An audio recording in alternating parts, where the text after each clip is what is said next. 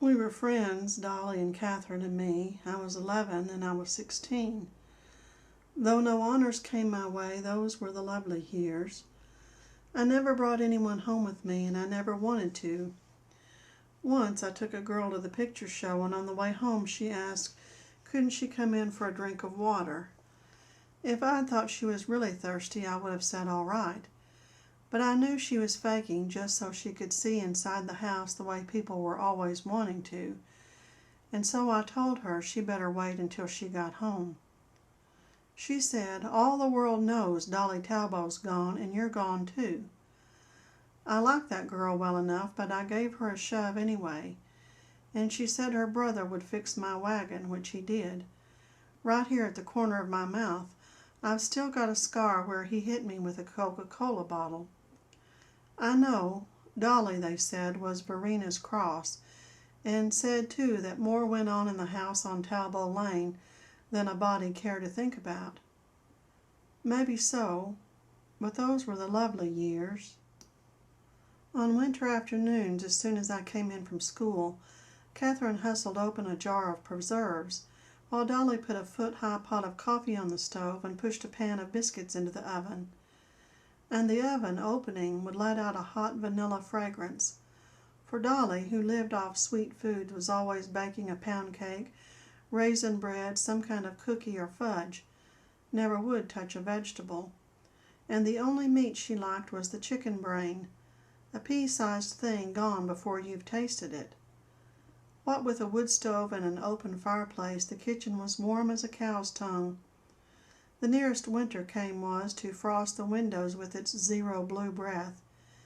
If some wizard would like to make me a present, let him give me a bottle filled with the voices of that kitchen, the ha-ha-ha and fire whispering, a bottle brimming with its buttery, sugary, bakery smells, though Catherine smelled like a sow in the spring. It looked more like a cozy parlor than a kitchen. There was a hook rug on the floor, rocking chairs. Ranged along the walls were pictures of kittens, an enthusiasm of Dolly's. There was a geranium plant that bloomed, then bloomed again all year round, and Catherine's goldfish, in a bowl on the oilcloth-covered table, fanned their tails through the portals of the coral castle. Sometimes we worked jigsaw puzzles, dividing the pieces among us, and Catherine would hide pieces if she thought you were going to finish your part of the puzzle before she finished hers. Or they would help with my homework. That was a mess. About all natural things, Dolly was sophisticated. She had the subterranean intelligence of a bee that knows where to find the sweetest flower. She could tell you of a storm a day in advance, predict the fruit of the fig tree, lead you to mushrooms and wild honey, a hidden nest of guinea hen eggs. She looked around her and felt what she saw. But about homework, Dolly was as ignorant as Catherine. America must have been called America before Columbus came. It stands to reason. Otherwise, how would he have known it was America? And Catherine said, that's correct. America is an old Indian word. Of the two, Catherine was the worst. She insisted on her infallibility, and if you did not write down exactly what she said, she got jumpy and spilled the coffee or something. But I never listened to her again after what she said about Lincoln, that he was part Negro and part Indian and only a speck white. Even I knew this was not true. But I am under special obligation to Catherine. If it had not been for her, who knows whether I would have grown to ordinary human size. At 14 I was not much bigger than Biddy Skinner, and people told how he had had offers from a circus. Catherine said, don't worry yourself, honey. All you need is a little stretching. She pulled at my arms, legs, tugged at my head, as though it were an apple latched to an unyielding bough.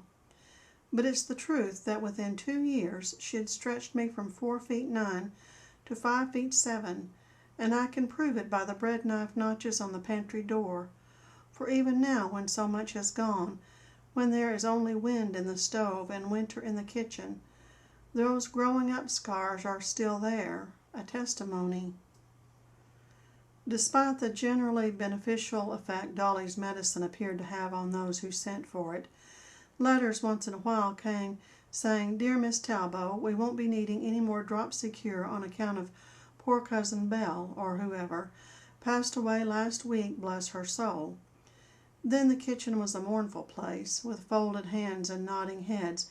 My two friends bleakly recalled the circumstances of the case, and, "Well," Catherine would say, "we did the best we could, Dolly Hart, but the good Lord had other notions." Verena, too, could make the kitchen sad, as she was always introducing a new rule or enforcing an old one. Do, don't, stop, start. It was as though we were clocks she kept an eye on to see that our time jibed with her own, and woe if we were 10 minutes fast, an hour slow. Verena went off like a cuckoo. "That one," said Catherine, and Dolly would go, hush now," as though to quiet, not Catherine, but a mutinous inner whispering.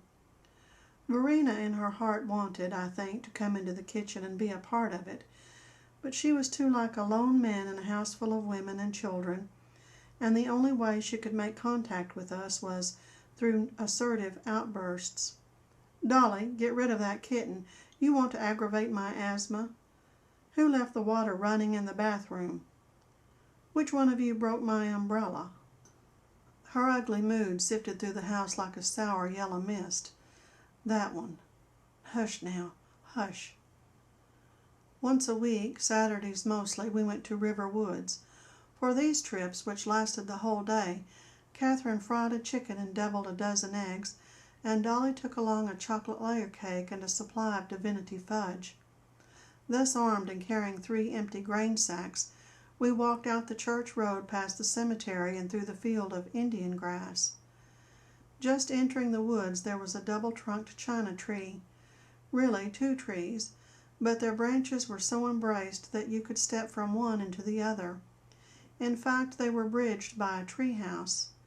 Spacious, sturdy, a model of a tree house, it was like a raft floating in the sea of leaves. The boys who built it, provided they are still alive, must by now be very old men. Certainly the tree house was 15 or 20 years old when Dolly first found it, and that was a quarter of a century before she showed it to me. To reach it was as easy as climbing stairs. There were footholds of gnarled bark and tough vines to grip.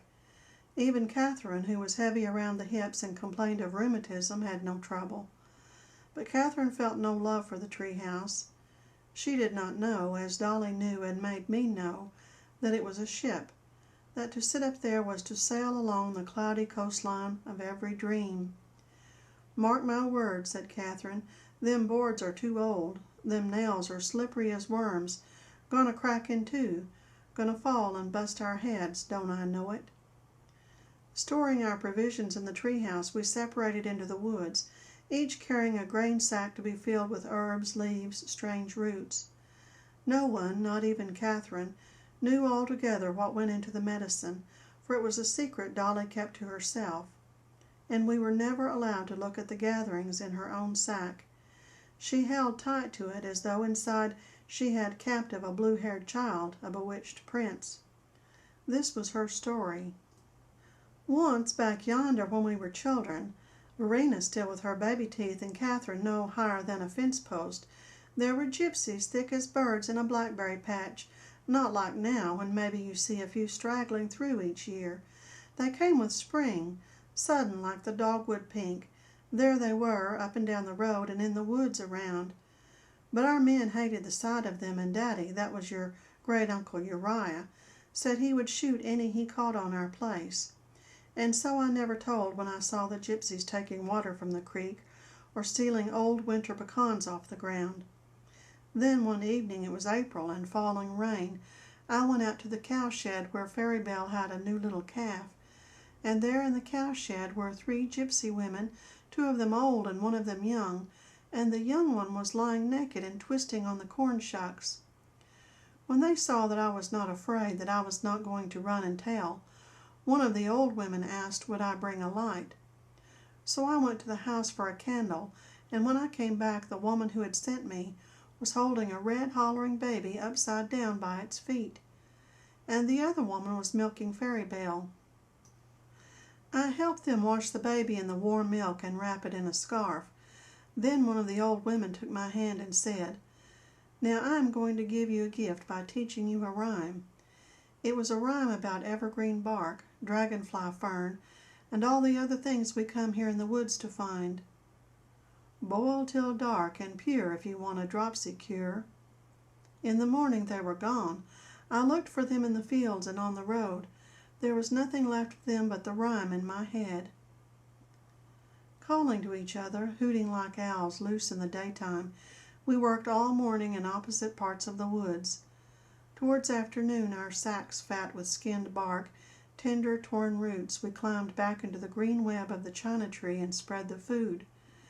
There was good creek water in a mason jar, or if the weather was cold, a thermos of hot coffee, and we wadded leaves to wipe our chicken-stained, fudge-sticky fingers. Afterwards, telling fortunes with flowers, speaking of sleepy things, it was as though we floated through the afternoon on the raft in the tree. We belonged there, as the sun-silvered leaves belonged, the dwelling whippoorwills.